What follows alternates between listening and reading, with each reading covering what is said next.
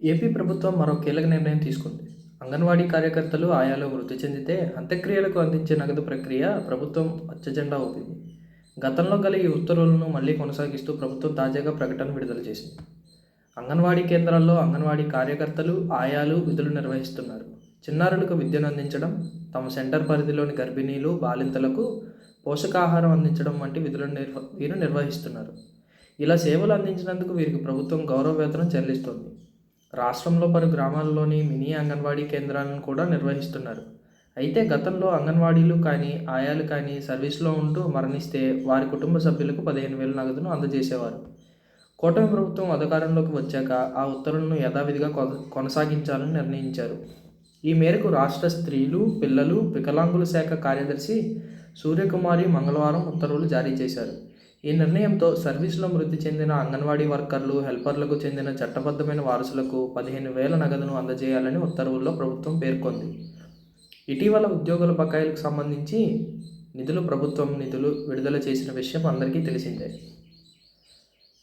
విద్యార్థులకు good news చెప్పింది AP ప్రభుత్వం. విద్యార్థుల మానసిక ఒత్తిడిని తగ్గించేందుకు ప్రభుత్వం తీసుకున్న నిర్ణయం పట్ల విద్యార్థి సంఘాలు హర్షం వ్యక్తం చేస్తున్నాయి.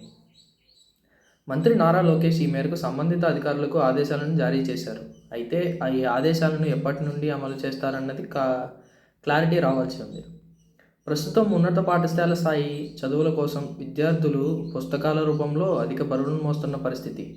వారంలో 6 రోజులు విద్యార్థులకు ఏకధాటిగా తరగతులు నిర్వహిస్తున్నారు. ఆదివారం రోజు సెలవు దినం కావడంతో ఆ రోజున విద్యార్థులు తమకు అప్పగించిన హోంవర్క్ పూర్తి చేసే పనిలో ఉంటారని చెప్పవచ్చు. అలాగే తమకు దొరికిన కొద్ది సమయంలో ఆటపాటలకు సమయాన్ని కేటాయిస్తారు. ఇటువంటి పరిస్థితులను అర్థం చేసుకున్న కూటమి ప్రభుత్వం తాజాగా కీలక నిర్ణయం తీసుకుంది. విద్యార్థుల మానసిక ఒత్తిడిని తగ్గించడం, బడి అంటే భయాన్ని పోగొట్టడం వంటి అంశాలను పరిగణలోకి తీసుకున్న మంత్రి నారా లోకేష్ ఓ ప్రకటన జారీ చేశారు.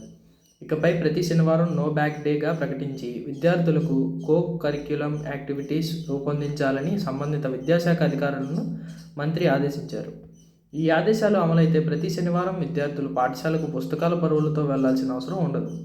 అలాగే గత ప్రభుత్వం పాఠశాల విద్యకు సంబంధించి తీసుకొచ్చిన జీవో 117పై కూడా సంబంధిత అధికారులతో నారా లోకేష్ చర్చించారు. ఉపాధ్యాయ సంఘాల నుండి అభిప్రాయాలను సేకరించి ఈ జీవోపై అందరికీ ఆమోదమైన పరిష్కారాన్ని కనుగొనాలని అధికారులను లోకేష్ ఆదేశించారు.